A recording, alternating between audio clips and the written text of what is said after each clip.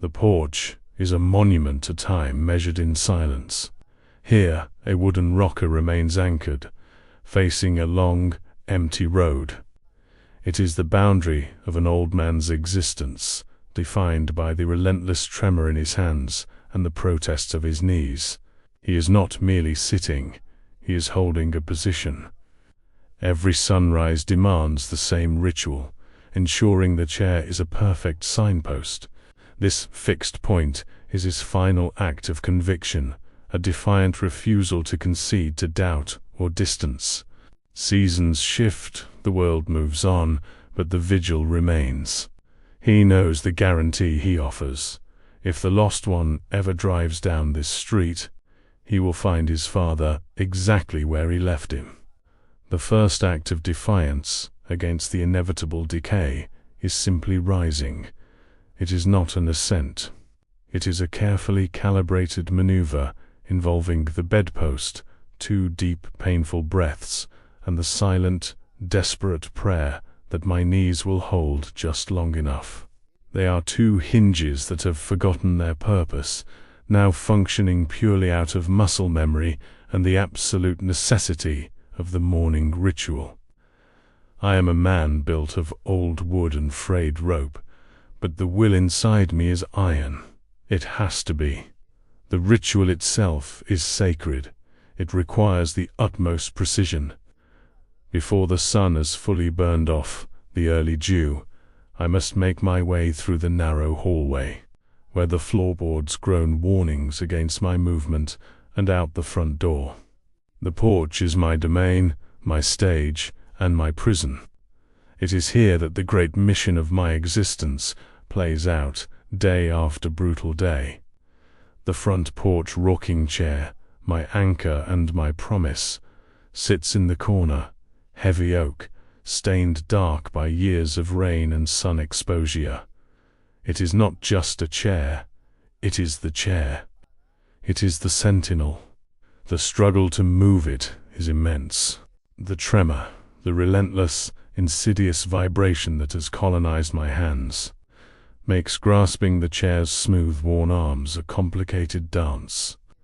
It feels as if a tiny, frantic hummingbird is trapped beneath my skin, frantically trying to escape through my fingertips. I use my forearms, bracing the weight against my hips, shuffling the chair across the worn floorboards.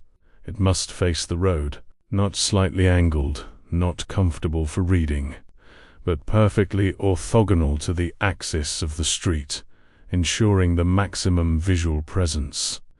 It is a lighthouse signaling to a single distant ship. This act of placement takes a full 10 minutes, sweat stinging my eyes, the adrenaline of effort replacing the dull ache of rest. Why this insistence on perfection? Because I know my son Ethan. I know the way his mind works. He is observant, pragmatic, and possessed of a deep-seated need for order, which he ironically uses to justify the chaos he brings to the lives of those he loves. If he ever drives down this long, forgotten stretch of asphalt, if he ever slows his vehicle and turns his eyes toward this house, that chair must shout his name. It must be an unmistakable declaration. He never moved. He waited. My life, which once spanned continents and careers, has shrunk to the dimensions of this wooden porch, perhaps 8 feet deep and 20 feet wide. This is the boundary of my existence now. The outside world is the shifting landscape beyond the railing, the relentless procession of seasons that I merely observe, unable to participate. I settle into the chair, the wood groaning a welcoming sigh beneath my weight. The relief is instantaneous, a momentary truce with the pain. From this vantage point, I can see the whole winding road, the same road that swallowed him whole 17 years ago. 17 years. It is a stretch of time so vast that it feels less like a memory and more like a geologic epoch. I was 57 then, still robust, still capable of lifting heavy things and running down a young man who thought he could outrun a father's heartbreak. Now, I am merely the vessel of that heartbreak. The sin of abandonment is not just that he left. It is the corrosive uncertainty of his return. Did he make it? Is he happy? Is he even alive? These questions are the relentless mosquitoes of my existence, buzzing around my ears, impossible to swat away, draining the quiet peace from my days. There are days when the effort of sitting feels monumental. The sun rises, tracks across the sky, and sinks again, and I remain anchored. I watch the few cars that pass, studying the make, the model, the license plate. The driver's profile, each one a micro-event, a fleeting chance that turns to dust as quickly as it arrives. Most are neighbors heading into town or the mail carrier. Speaking of the outside world, my only consistent human interaction comes from Martha Jenkins, 55, the local mail carrier. Martha is a woman of formidable efficiency and surprising compassion, capable of sorting 1,000 letters a day, while still noticing the specific shade of despair in my eyes. She slows her bright white truck every Tuesday and Friday, ostensibly to drop off junk mail and bills, but really to perform her bi-weekly wellness check. "Morning, Arthur," she calls out over the sputtering engine, her voice robust and friendly, smelling faintly of old paper and gasoline. "Martha," a reply, the name usually sounding rough, unused. She pauses, leaning out the window, adjusting her visor. "Another scorcher today. Don't you want to move that chair into the shade for a bit?" I shake my head, the movement slight but firm. "No, it stays here." She knows the drill. She's been delivering to this house for 12 years, long enough to see the grass grow longer around the foundation and the paint peel away from the porch railing. She has seen the unshakable nature of my vigil. "You eat something, Arthur. You look thin." I had toast. I lie smoothly. Food is a distraction, an unnecessary complexity. I eat enough to keep the machine running, nothing more. Every calorie is merely fuel for the waiting. Martha sighs, a small, weary sound that suggests she cares more than she lets on. "Well, you take care. I'll see you Friday. And Arthur, if you need anything, the number for the clinic is still taped to your fridge." "I know," I say. "The clinic is 3 miles away. 3 miles that I will not walk. 3 miles of distance that might mean I missed him. It is a risk I cannot take. The commitment is absolute. If he ever drives down this street, he will know precisely where to find me." When she drives away, the silence rushes back in, heavy and thick, punctuated only by the distant caw of a crow or the sound of the wind rattling the dry leaves in the overgrown maple. The neighbors, of course, think you've lost it. They drive past. They see the motionless old man, hands resting on the arms of the rocker, staring intently at the horizon. I imagine the conversations at the Willow Creek diner. Poor old Caldwell. Still waiting for that boy who ran off. Been years. Or to put him in a home where he can be looked after. They don't understand. This isn't just waiting. It is an act of unwavering conviction. It is the only thing that makes me matter. What use is a 74-year-old man with failing knees and trembling hands? I am useless in the modern world. Hey, I cannot fix a leaky faucet. I cannot drive safely. And I certainly cannot contribute to society in any meaningful way. But I can wait. I can be the fixed point. I can hold the line. The doubt is the enemy, a quiet, insidious fog that rolls in with the twilight. It whispers reasonable arguments. Hay's gone, Hay's forgotten you. He has a life now, a new family, maybe a new name.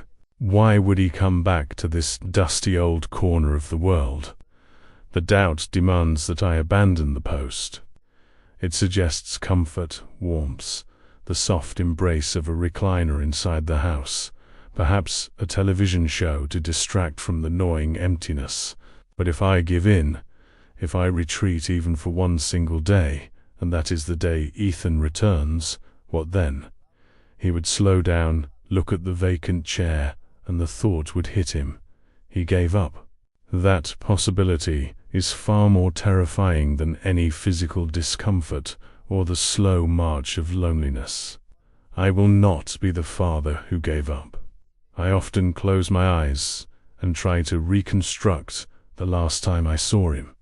It was a miserable Tuesday in late October. The air was cold, smelling of burnt leaves and impending snow. Ethan Caldwell, then a restless, angry 27-year-old, stood right where my chair sits now, clutching a duffel bag, his face set in that stubborn mask of youthful righteousness. "I can't stay here, Dad. This town is a cage. You don't understand." "I understand that your mother wouldn't want you to leave on bad terms," I had countered, the standard, inadequate parental line. "It's not bad terms, Dad. It's no terms. I just need to go. I need space." We had argued for 20 minutes. Low, desperate words that cut deep. He wasn't running from us. He was running from the weight of expectation, the pressure of a life too defined by the small-town history. His mother had passed 2 years prior, and the silence in the house was suffocating him. I knew it, but I couldn't admit it. His final words were the sharpest.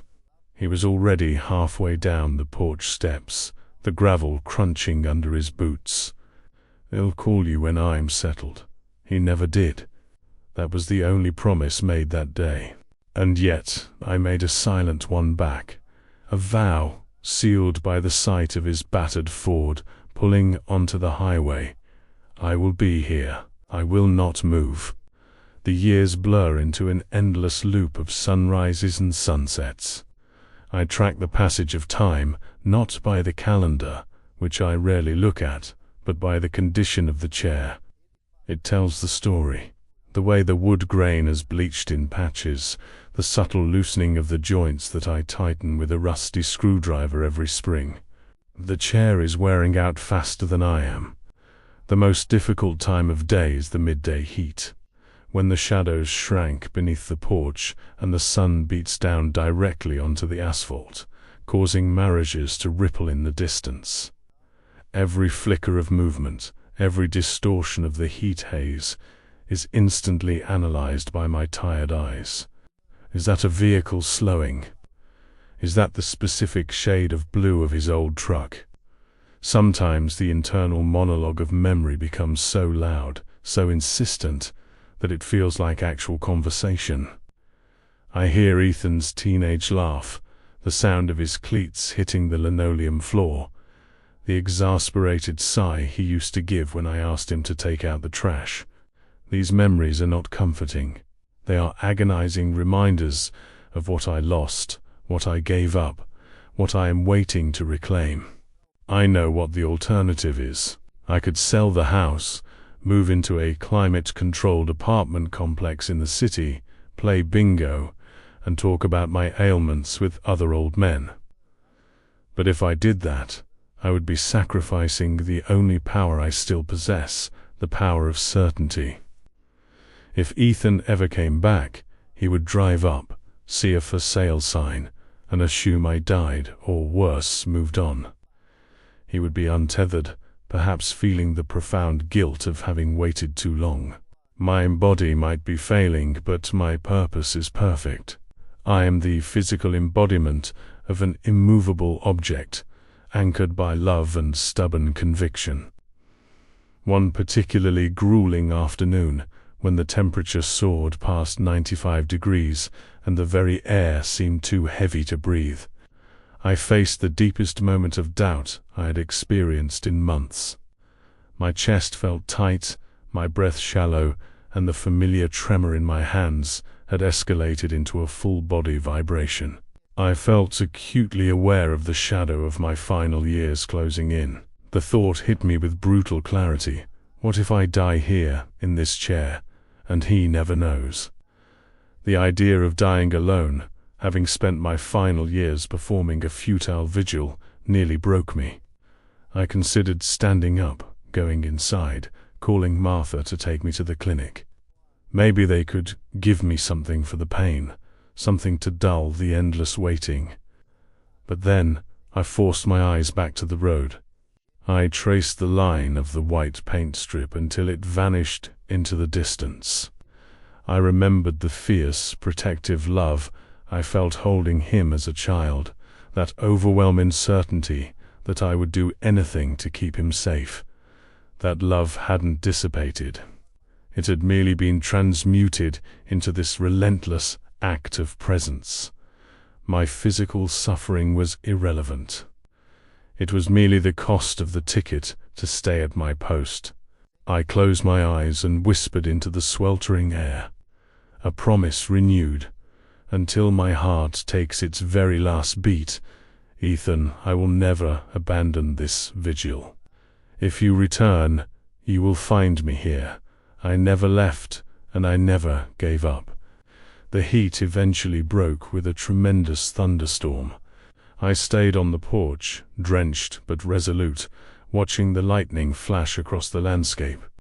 The rain washed the dust off the road, making the world look temporarily clean, expectant. The climax of this silent drama usually involves the sound of an approaching engine, and one evening, just as the last sliver of sun was disappearing behind the ridge, the sound arrived. It wasn't the slow rumble of a passing neighbor, nor the predictable whine of Martha's mail truck. This was a heavy, unfamiliar engine sound, slowing down, a deceleration that signaled intention. My heart, usually a tired drum beating a slow, steady rhythm of survival, hammered violently against my ribs. The tremor in my hand stopped entirely, replaced by a terrible, breathless rigidity.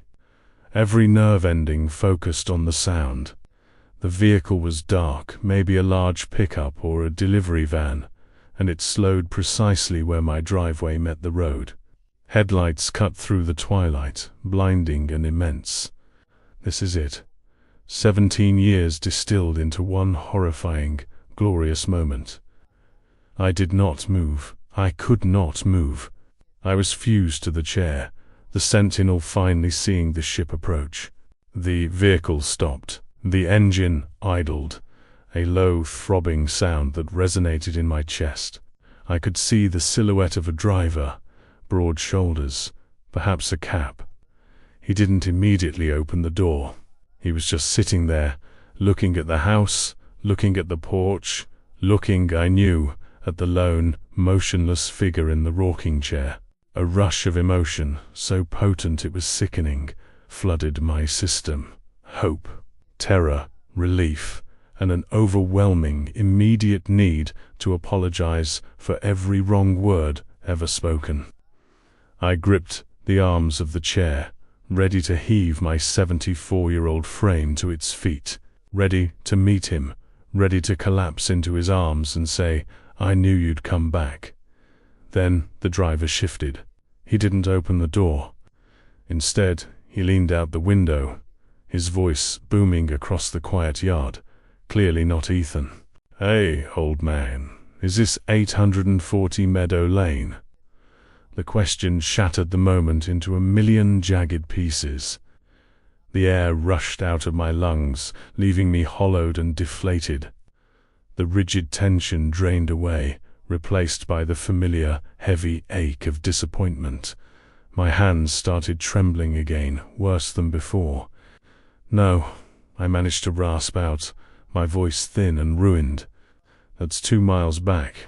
The driver muttered a curse, pulled the vehicle into a sharp U-turn, spraying gravel, and sped off into the descending darkness.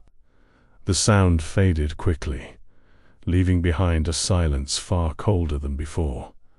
The experience was physically debilitating. My vision blurred slightly, and I felt the metallic taste of adrenaline on my tongue. I sat there for a long time, recovering, processing the brutal nature of the false alarm. It was a test, I realized, a cruel reminder that the universe does not reward loyalty. It merely offers opportunities for endurance. I had been ready to meet him, ready to forgive him, ready to end the long wait. And I had failed the test of expectation. The moon rose, casting long, stark shadows across the porch. The world settled back into its indifferent stillness. After a terrifying episode like that, the doubt returns with a vengeance, but I know how to fight it now. I fight it with the weight of the years, with the memory of the promise, and with the simple, hard reality of the wooden chair beneath me. I spent the next hour meticulously checking the chair's position, even though I hadn't moved it. I ran my hands over the smooth oak, feeling the familiar grooves where my fingers rested. This chair, this space, is more real to me than my own failing body. It is the proof. If I were to move, if I were to seek comfort or medical help or companionship, I would be destroying the one piece of evidence that matters. I am not simply waiting for Ethan. I am performing a permanent act of self-documentation. I am leaving a mark in the world that says a father loved his son this much. The evening deepened. The crickets began their rhythmic chirping, the comforting soundtrack of relentless small-town life. I reached up, my hand shaking uncontrollably, and touched the rough wood of the railing. I know I don't have 17 more years, maybe not even one. The persistent cough, the relentless pain, the growing fatigue, they are all indicators that the warranty on this machine is rapidly expiring. But the timing doesn't matter. If he comes back tomorrow, or 10 days from now, or 5 minutes before my heart gives its last exhausted beat, he will turn onto this drive, see the old house silhouetted against the dark sky, and he will see the chair. He will see the chair perfectly aligned, and in that chair he will see me. My eyes are tired now, and the darkness makes the road indistinct, but my gaze remains fixed. I might feel the shadow of my final years closing in, but I will never abandon this vigil. It is the final definitive promise of Arthur Caldwell. He will find me right here. He has to. It is the only place left in the world where I truly exist. I will wait until the very end, anchored to this porch, my heart beating for the single, devastating moment of recognition. I will be here. I am always here. The porch boards feel cool against the soles of my worn slippers, even as the mid-morning sun begins its ascent. The heat of the previous day, the brutal test of my resolve, has been momentarily replaced by the crisp, clean air of an Ohio autumn morning. I do not look at the sun. My focus is solely on the road, that silver ribbon of asphalt that stretches beyond the overgrown scrub brush until it is consumed by the horizon. The road is the stage upon which my fate is yet to be decided. 17 years. The sheer weight of that number is sometimes enough to buckle my already failing knees. It is not just the passage of time. It is the absolute vacuum of information. No letters, no calls, no anonymous postcards from some far-flung state. Nothing. It is as if Ethan was erased, not departed. This silence is the true enemy, more corrosive than the doubt, because silence suggests finality, and I cannot allow for finality. I shift slightly in the rocking chair, adjusting the small, carefully folded blanket I keep beneath me to cushion the perpetually aching tailbone. The wood sighs beneath me, a familiar, comforting sound, almost like a co-conspirator. This chair has absorbed my entire history since he left. It holds the imprint of my worry, the dampness of my sweat, the subtle depression where my hands perpetually grip the arms. It is, quite literally, the vessel of my devotion. I often think about the nature of time itself from this vantage point. When you are waiting for a thing that may never come, time ceases to be a flow and becomes a stagnant pool. The minutes are not units of measurement. They are discrete, agonizing points of stillness. I dissect every shadow, every rustle of the leaves, the specific chirp of the local sparrows. My universe has become micro-detailed, hyper-focused. The macro world, the wars, the politics, the technological advancements that Ethan might have seen, is utterly meaningless to me. My primary internal conflict now is managing the body's betrayal. The tremor is a constant conversation, an unwanted companion. It feels less like a nervous system failure and more like a physical manifestation of my unspent energy. The frantic fatherly impulse to do something that has nowhere to go but into this shaking. When I try to lift my chipped porcelain mug to my lips, the coffee inevitably sloshes, a tiny, humiliating reminder of my diminishing control. The simple act of maintaining the house, a duty I perform only out of necessity, not pride, has become a metaphor for my own maintenance. The paint peels in sheets from the clapboard, revealing the grey weathered wood underneath. The gutters sag, full of pine needles and rainwater.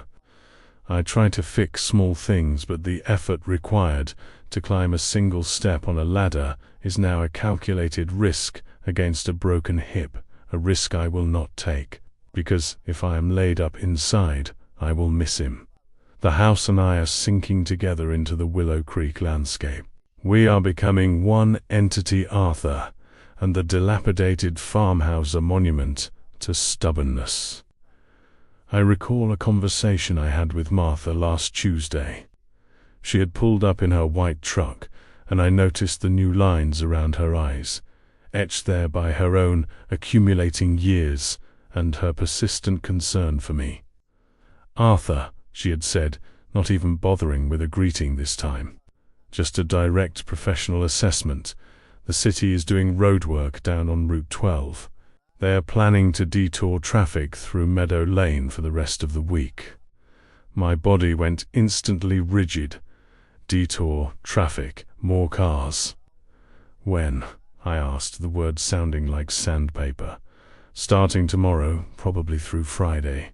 It'll be a lot busier out here. A lot of trucks, big equipment. Just warning you. The prospect was both a terrifying boon and a curse. More chances, but also more confusion. Every vehicle would be a test, an agonizing moment of analysis. But my heart against all logic soared. For 17 years, I have monitored the trickle of local traffic. Now, I would witness a flood. The next morning, the ritual was performed with even greater intensity. My knees screamed in protest as I rose, and the effort of ensuring the chair was perfectly square took a full minute longer. But the adrenaline was working like a temporary balm. The road was my sole focus. By 9 in the morning, the noise began. The quiet stillness of Willow Creek was violently ruptured by the deep diesel rumble of heavy machinery. Dump trucks, utility vans, and large, unfamiliar semi-trailers began rolling down the long, winding stretch of asphalt. It was overwhelming. My eyes, accustomed to scanning for familiar civilian sedans, struggled to process the sheer volume of movement. Each truck was too big, too loud, too fast. They created gusts of wind that whipped across the porch, making my eyes water and threatening to dislodge my perfect alignment. The internal monologue turned frantic. Which one is it? He wouldn't be in a flatbed, would he? Maybe Hayes driving a van, delivering something. Is he running a business now? I realized with a sickening jolt that I had a detailed mental image of the young man who left angry, clean-shaven, driving a beat-up Ford, but no image whatsoever of the man he must be now, aged 44. He could be heavier, thinner, bearded, successful, or beaten down. I had fixed the image in amber, and the reality, should it arrive, would be a stranger. This new traffic was a series of agonizing micro-climax failures. A bright blue pickup slowed momentarily, the color of his old Ford, but the driver was a young man talking into a headset, clearly a contractor. A low-slung black sedan, the kind of car a successful man might drive, sped past, windows tinted, offering no glimpse of the occupant. The doubt returned, not as a whisper, but as a shout, amplified by the truck noise. He wouldn't come back this way, Arthur. Not on a busy day like this. He would wait for the quiet, wait for the perfect moment. This is just a distraction. I had to recenter. The physical presence of the chair was my grounding tool. I pressed my palms hard against the oak, feeling the familiar texture, reminding myself, the chair is here. I am here. The promise remains. The long day wore on, marked by the exhaust fumes and a constant roar. By late afternoon, the sun had shifted, plunging the porch into shadow, but the road remained stubbornly bright. My neck was stiff, my eyes strained, yet I refused to blink for too long. To blink was to risk missing the fraction of a second that would define the rest of my existence. I started thinking about the actual final argument we had. The real source of the 17 years of silence, a memory I usually kept locked deep inside the house of my mind. It wasn't just about the town being a cage. It was the night Ethan's mother was sick, just before she died. Ethan had wanted to take her to a specialist in Cleveland. I, driven by my own fear and rigid sense of control, insisted that the local doctors in Willow Creek were perfectly capable. I had overruled him, dismissively, cruelly. 2 weeks later, she was gone. Ethan believed, and perhaps rightly so, that my stubbornness had cost his mother a vital time. "You always have to be right, Dad," Ed shouted, his voice cracking with grief and rage on that miserable Tuesday. "Even when it costs us everything." That was the wound that sent him running. And it was a wound I had never been able to apologize for, not even in the quiet solitude of my mind. My waiting, my unchanging presence, is not merely an act of love. It is an act of prolonged physical penance. If I am sitting here, unwavering, perhaps that constancy can somehow retroactively apologize for the time I failed to be flexible, the time I failed to listen. I closed my eyes briefly, rehearsing the words. "I'm sorry, Ethan. I was afraid. I love you." They were simple words, yet they felt impossible to utter aloud, even in imagination. The noise of the detour traffic eventually subsided as the workday ended. The silence that returned was sharp and absolute, broken only by the rhythmic squeak of my rocking. I looked at the road, now empty, save for the occasional shadow thrown by the setting sun. The intense hope of the detour had worn me down more than the preceding 3 weeks combined. I felt depleted, the sheer adrenaline having vanished, leaving behind the dull, heavy ache of my 74 years. That evening, I struggled to perform the simple necessities. Boiling water for tea felt like a monumental achievement. The hands trembled so violently that I spilled half the contents before managing to safely return the mug to the porch railing. I decided that night to give myself a luxury I rarely allowed, a brief moment of comfort. I stood up, braced against the railing, and instead of immediately sitting back down, I walked 2 steps away from the chair, toward the edge of the porch, just to stretch my cramped muscles. 2 steps. It felt like walking across a continent. I turned back to look at the chair, my anchor sitting perfectly aligned, waiting. It looked impossibly empty. And in that second, the terrible thought materialized. What if he came right now? The panic was instantaneous and total. I lunged back toward the chair, forgetting the fragility of my hips and knees. My foot caught on a loose floorboard. The world tilted. I didn't simply fall.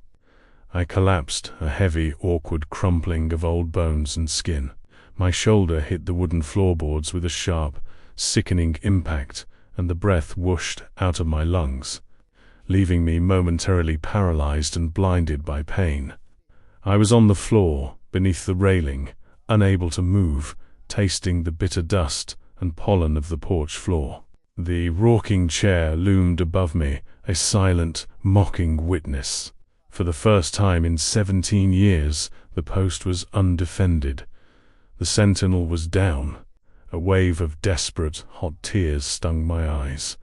Not tears of pain, but tears of pure, unadulterated failure. I abandoned the vigil. If Ethan drove up now, he would see the house, he would see the chair, but the chair would be empty. He would look down, see my body tangled on the floor, and he would realize his father had finally succumbed to the decay. The promise would be broken. He would know finally that I had failed to hold the line until the very end. The pain in my shoulder was blinding, but the emotional agony of the missed appointment was worse. I struggled, attempting to push myself up. My muscles were unresponsive, slick with shock and sweat.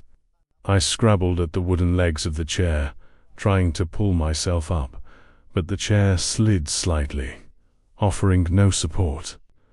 I lay there, helpless, for what felt like an eternity, hearing only the rapid, fearful rhythm of my own heart against the floor. I thought, this is how it ends. Not in a glorious reunion, but in a dusty, private failure. Then, a flicker of movement, far down the road. My eyes, trained by years of exhaustive scanning, instantly focused. The blur was too far to distinguish, but it was approaching, and it was moving slowly, very slowly. The urgency gave me a brief, savage surge of adrenaline. I managed to roll onto my side, then, bracing one hand against the floor, I pushed with my good leg, dragging myself inch by agonizing inch toward the chair. I couldn't stand, but I had to get back into position. I had to look like I was merely leaning over or resting, anything but defeated. I managed to drag my torso back, leaning against the chair leg. I couldn't reach the seat, but I was touching the chair. I was anchored. The approaching vehicle was clearer now. It was old. The color, under the pale moonlight, was hard to discern, but the shape was undeniably familiar. It wasn't a sleek, modern car. It had the boxy, defiant silhouette of a decades-old pickup truck. The sound, that specific, slightly uneven, persistent rumble of an engine that had seen too many miles. It was a sound that had been etched into my subconscious memory. I froze, breathing shallowly, clinging to the chair leg like a drowning man to driftwood. The tremor in my hands was gone, replaced by a profound, terrifying stillness. The truck slowed down exactly where the driveway began. It wasn't the slow pass of a neighbor, nor the confused stop of a detour driver. This vehicle knew where it was going. It signaled right, the blinker clicking with a sound that seemed deafening in the stillness, and began the slow turn onto the gravel driveway. The headlights swept across the yard, illuminating the peeling paint and the overgrown bushes, finally settling on the porch. I couldn't move, couldn't speak, could barely breathe. My posture was awkward, twisted in pain, but I was touching the chair. I was at the post. The truck stopped, idling, casting long, stark shadows. A driver's side door opened with a familiar, metallic squeal. A man stepped out. He was broad, taller than I remembered, perhaps a bit heavier around the middle, wearing a dark jacket. He turned, and the porch light, triggered by the opening door, cast his face in a terrible, familiar relief. The lines of the jaw, the high forehead, the deep-set eyes, they were effaced, but etched deeper, hardened by the years I hadn't witnessed. He had a stubble of beard, dark and serious. He stood there for a long moment, his gaze sweeping over the house, taking in the decay, the neglect. His eyes were searching, trained on the precise spot where the rocking chair sat. He saw the chair, he saw the alignment, the perfect, defiant positioning facing the road, and then he saw me, twisted on the floor, leaning against the oak leg, a pitiful tangle of old man and failing body. A profound, shattering wave of emotion crossed his face, not just recognition, but a painful, instant understanding of the tableau. He saw the years in the peeling paint, the unwavering commitment in the placement of the chair, and the immediate, brutal proof of my dedication in my collapsed state. He didn't move immediately. He just stared, the truck idling behind him, filling the silence with its persistent, throbbing rhythm. I tried to speak. The rehearsed apology, the words of love and regret, were trapped in my throat, choked by pain and the overwhelming shock of the moment. All that came out was a soft, guttural sound, a breath released after 17 years.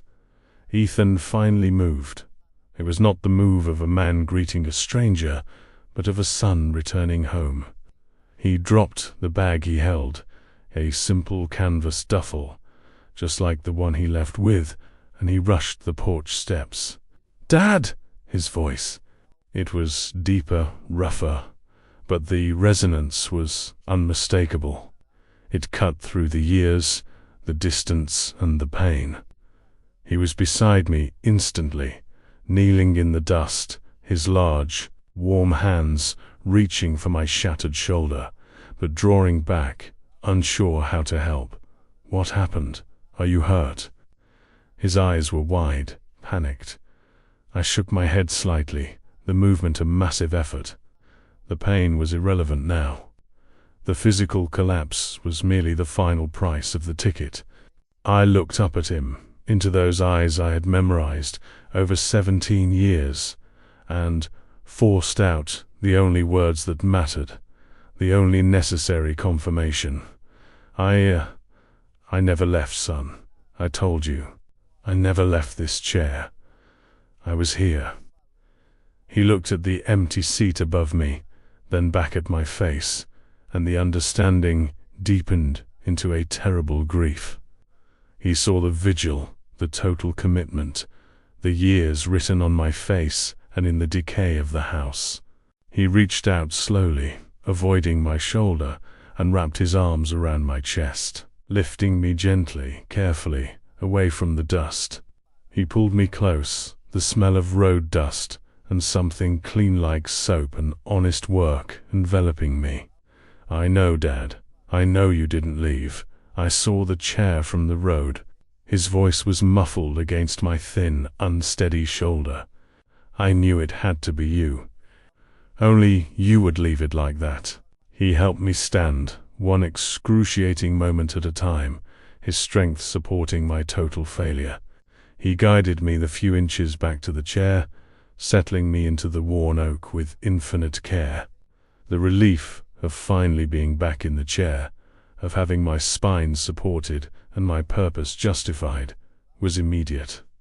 I looked at him, my 44-year-old son, standing over me on the porch, his face a mixture of remorse and relief. "You're home, Ethan," I whispered. He nodded, tears glistening in his eyes, illuminated by the truck's persistent headlights. "I came back, Dad. I had to see if you were still here. I had to know. The vigil was over." The physical commitment, the endless stare down the long road of Willow Creek, Ohio, was complete. The promise was fulfilled. The sentinel had seen the ship dock. I reached up, my hand trembling severely now, and placed it on the arm of the chair. It felt heavy, solid, and completely finished with its duty. "I never gave up on you, son." Ethan sat down on the porch floor beside the chair, resting his back against the rough wood of the railing, breathing deeply, taking in the sight of the man who had waited. "I know, Dad," he said again. "I know." The silence that followed was not the oppressive vacuum of the past 17 years, but a shared silence, thick with history and the weight of the moment. My heart, finally allowed to stop its frantic rhythm of survival and anticipation, began to slow. The pain in my shoulder was receding, replaced by a strange, profound lightness. I had held the line. I had been found. I closed my eyes, not out of fatigue, but out of a sudden, deep sense of completion. The final, definitive promise of Arthur was kept. He was here. I never left, and I never gave up. He found me right here, exactly where I promised I would be. My heart took its last, satisfied beat in the quiet stillness of the night, anchored to the oak chair, fulfilled in the presence of my son. The feeling of the oak beneath me was a profound benediction. It was no longer just a piece of furniture. It was the entire scaffold of my remaining life, the witness to every wasted minute and every preserved hope. Sitting there, my body cradled by the familiar worn dips in the wood, felt like achieving orbit after a desperate, prolonged ascent. I was safe. Ethan's presence filled the night. He was still kneeling beside the chair, his jacket sleeve brushing the dust of the porch floor. His face upturned, illuminated by the distant, persistent glow of the truck's headlights. I watched him breathe, deeply, irregularly, a marathon of the soul. The 17 years were visible on him, etched in the weary confidence around his eyes, the slight silvering at his temples. He wasn't the boy who left. He was the man who came back. The profound stillness I had experienced right before he arrived, the stillness that had momentarily vanquished the tremor, was now replaced by an internal quietude. My heart, having been through its final violent test, was settling down, slowing to a gentle, predictable rhythm. It felt like a clock winding down after its ultimate job had been completed. The pain in my shoulder, still a sharp, searing fire, was muted, irrelevant. It was a mere detail in the grand, overarching narrative of the return. Ethan reached out again, this time tentatively, and took my hand. His grip was firm, warm, and utterly real. It was a workman's grip, calloused and strong, a physical contrast to my own brittle, trembling bone. He didn't speak immediately. He just held my hand, staring at the interwoven lines of age and worry that mapped my palm. "I tried to call once," he finally said, his voice low, gravelly, the admission slipping out like a heavy stone. I looked at him, surprised. The silence had been so absolute, so devastating, I had assumed he had consciously erased my existence. "When?" I managed to ask, the word barely a whisper. "About 5 years in. I was working on a fishing trawler off the coast of Maine. I called the landline. It rang 5 times, and then I hung up. I didn't know what I would say. I didn't know how to start after all that time. He squeezed my hand slightly, the pressure conveying a lifetime of regret for that missed connection. I kept it, I told him, nodding toward the house. The old phone. I never disconnected it. I knew the cell phones were everywhere, but I figured if you ever forgot everything else, you'd remember the old number. He nodded, a flicker of sad acknowledgement in his eyes. I remembered the number. I just didn't remember the man who answered. That brutal, honest assessment was exactly what I needed to hear. It stripped away the romantic notion of the vigil and laid bare the cost of my stubbornness, the price of my control. I was afraid, I admitted, the air in my lungs growing tight. When she was sick, I was so afraid of losing her that I couldn't admit I didn't have the answers. I couldn't listen to you, because listening meant admitting I was fallible. And I couldn't be fallible. Not then. The words, the apology that had been trapped for 17 years, felt like a bitter, cleansing medicine. They tasted of dust and salt, but they were true. Ethan didn't interrupt. He simply absorbed the confession, his thumb running slowly across my knuckles. "I know you loved her, Dad," he said softly. "I know you thought you were protecting her, and us. I couldn't forgive you for being right, and then being wrong.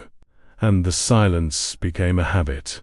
I built a life where I didn't need forgiveness, because I didn't ask for it." "And the house?" I asked, indicating the dilapidated structure behind us with a slight movement of my chin. "Did you ever think you'd see it again?" He let go of my hand, but only to place both hands gently on the arm of the rocking chair, right where my own brittle grip usually resided. It was as if he was assuring himself of the solidity of the post. "The house was the first thing I saw in my dreams when I left," Ethan confessed, looking toward the dark outline of the roof against the indigo sky. A cage, a symbol of everything that held me back. But the last few years, the house changed. In my mind, it became a compass.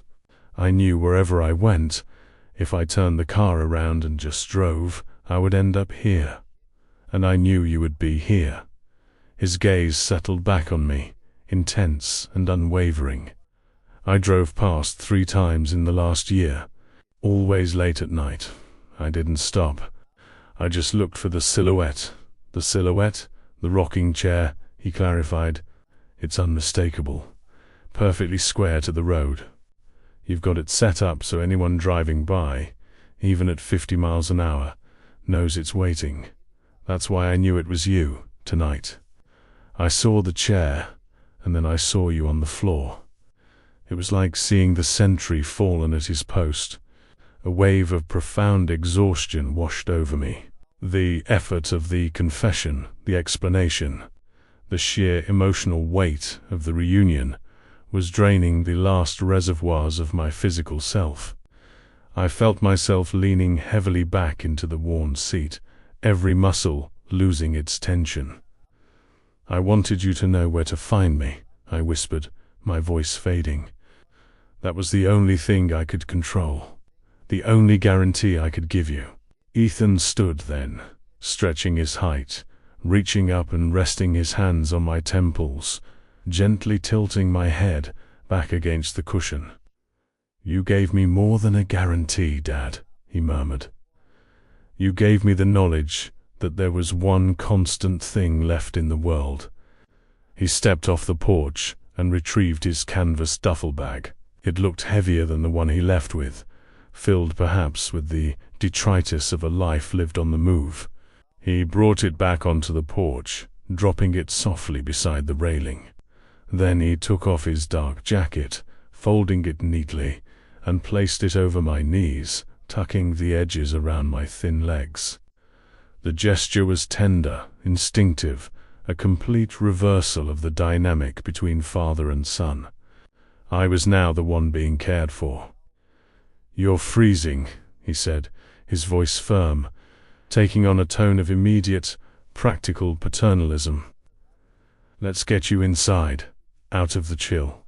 I shook my head slowly, unable to move much more. "No, I can't. Not yet. But you're hurt, Arthur. We need to look at your shoulder." "It can wait," I insisted, my eyes locked on the long, winding road that had defined my life for nearly 2 decades. "I need a moment. Just a moment, Ethan. I need to look at the road and know that you drove down it and you stopped, and I didn't miss it." He understood. He didn't push. He sat back down on the floor beside the chair, resting his back against the rough wood of the house, pulling his knees up and watching the road with me. The silence returned, but this time it was a deep, restorative pull, not a stagnant, corrosive vacuum. It was the silence of 2 people who had finally found their way back to equilibrium, resting in the immediate wake of an emotional tsunami. I began to catalogue the changes in the night, filtering them through my diminishing senses. The truck engine, which had been a throbbing, anxious sound, now seemed merely like a low hum, a comforting presence. The scent of pine and damp earth, always strong here in Willow Creek, was layered with the foreign smell of diesel and Ethan's dark jacket, the smell of the outside world finally brought home. I closed my eyes again, sinking deeper into the wood, feeling the grain impress itself into my back. I thought about the house, the old, sagging entity that had deteriorated alongside me. For years I hadn't fixed it, because the effort was too much, and the effort was a risk. I feared falling, feared being incapacitated, feared missing the window. Now, looking inward, I realized the house didn't need fixing.